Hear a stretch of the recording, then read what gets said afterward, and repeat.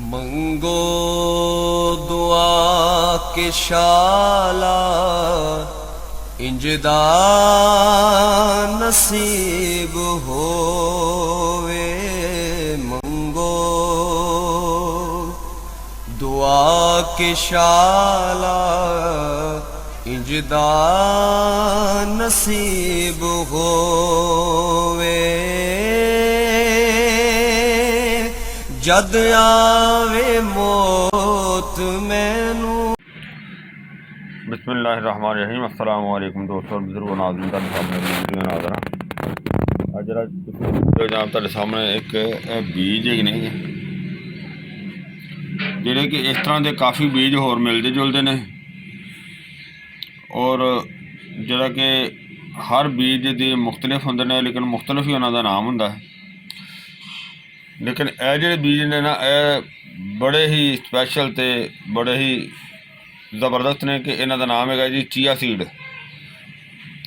और ये chia seed जिहड़े बीज ने बहुत ज़्यादा इहदे फायदे ने, जिहड़े कि ये मोटापे वास्ते ज़बरदस्त काम करते हैं। मोटापे तो अलावा होर काफ़ी यानी कि वेट लूज वास्ते और इस तो अलावा मसाने के लिहाज नाल बहुत ज़बरदस्त ने तो बहुत ही अच्छा तो ज़बरदस्त इन्हां दा इस्तेमाल है। लेकिन इन्हां दा इस्तेमाल जिहड़ा ना वो अलग-अलग है और इस तरह ही इन्हां दी अफादियत जिहड़ी ना वो भी अलग-अलग है कि अगर इन्हां नूं इस्तेमाल करन वास्ते कि अगर इनू गर्म पानी दे विच इनू ताज़े पानी च भगो के ते इनू गर्म पानी दे नाल इस्तेमाल किया जाए तो वो जिहड़ा कि वेट नूं कम करने वास्ते बहुत ज़बरदस्त काम करता है। और फिर इनू तरीकाकार इहदा इस्तेमाल करने का इस तरह है कि एक चम्मच यानी कि एक छोटी चम्मच यानी कि जिस तरह कि यह तुसीं देख रहे हो यह वड्डी चम्मच है, लेकिन ये अगर वड्डी चम्मच हो तो इनू अद्धी चम्मच लैनी है।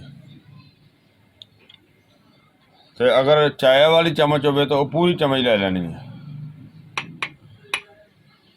पूरी चम्मच नूं उहनूं अगर भगो के गर्म पानी दे विच ते इनू गर्म पानी दे नाल ही इस्तेमाल किया जाए कि सुबह खाली पेट इस्तेमाल किया जाए, शाम नूं खाना खाण तो पहले, अगर खाना खाण तो पहले ना इस्तेमाल किया जाए फिर सौन लग्या इस्तेमाल किया जाए गर्म पानी दे नाल।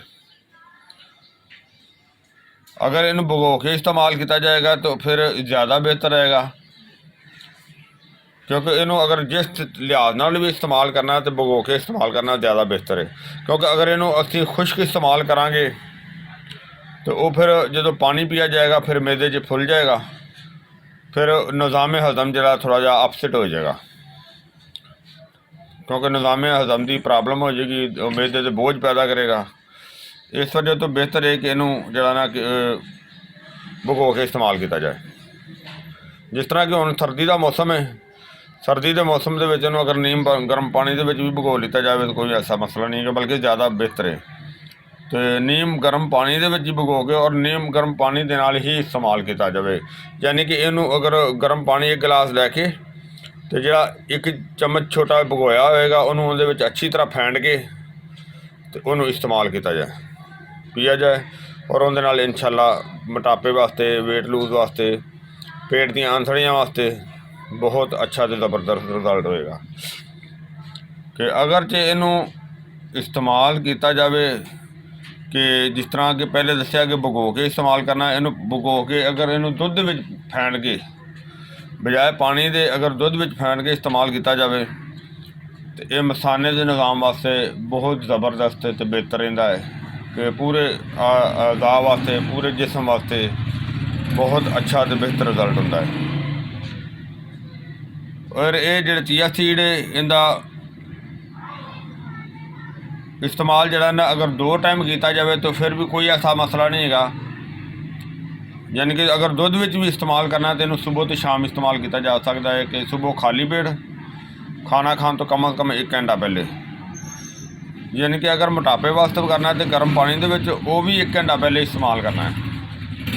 तो अगर इनू मसाने के निज़ाम वास्ते इस्तेमाल करना है तो फिर भी इनू कम अज़ कम 1 घंटा जो नाश्ते तो पहले इस्तेमाल करना है। तो और शाम ਨੂੰ भी खाने तो कम अज़ कम 1 घंटा पहले इस्तेमाल किया जाए। अगर 1 घंटा पहले इस्तेमाल नहीं करोगे तो फिर खाने तो 2 तो 3 घंटे बाद इस्तेमाल करना ज़्यादा बेहतर है। और इस तरह ही इहदा बहुत ही शानदार रिजल्ट है कि ये जदों अगर असीं इहनूं गर्म पानी दे विच इस्तेमाल कर रहे हैं तो इहनूं कोलेस्ट्रोल वास्ते भी बेहतरीन ज़बरदस्त जिहड़ा ना वो बेहतर फायदेमंद है। और इस तरह ही कि अगर इहनूं गर्म पानी दे नाल इस्तेमाल करने तो फिर ये पेट दीयां आंथड़ियां नूं भी बेहतरीन जिहड़ा ना वो वाश करेगा। जदों आंथड़ियां नूं वाश करेगा, पेट दे निज़ाम नूं वाश करेगा तो उहदे नाल जिहड़ा ना वो स्वैलिंग वाला मसला जिहड़ा ना आंथड़ियां दा बेहतरीन जिहड़ा ना वो बेहतर होएगा और उहदे नाल बहुत जल्द मोटापा जिहड़ा ना वो कवर होएगा इंशाअल्लाह। और फिर ये मतलब है कि ऐसी चीज़ है कि आम हर पंसार की दुकान तो जिहड़ी ना मिल जाती, कोई ऐसी मुश्किल भी नहीं हैगी कि जिहड़ी चीज़ नहीं मिलती, तकरीबन हर जगह तो मिल जाती है। तो इन्हूं लैके तो जिहड़ा ना इस्तेमाल किया जा सकता। और फिर इन्हूं लेडीज़ वास्ते भी बेहतरीन और ज़बरदस्त चीज़ है। और इस तरह ही जिहड़ा जेंट्स वास्ते भी बहुत बेहतर है। मोटापे वास्ते भी हर लिहाज नाल इस्तेमाल करना बहुत ही आलीशान है तो बहुत बेहतर है। और मैं इस तो अलावा इसकी इन्फॉर्मेशन जी शेयर की है, मैं उम्मीद करना कि मेरे दोस्तों को ये अच्छी लगी हुई होगी। शायद इंशाअल्लाह अगली वीडियो ना फिर मिलांगे। इजाज़त, अल्लाह हाफिज़, अस्सलामु अलैकुम वरहमतुल्लाहि वबरकातुहू। गए बदेरे सरकार नु कमांगे, गम हो गए बदेरे सरकार नु कमांगे।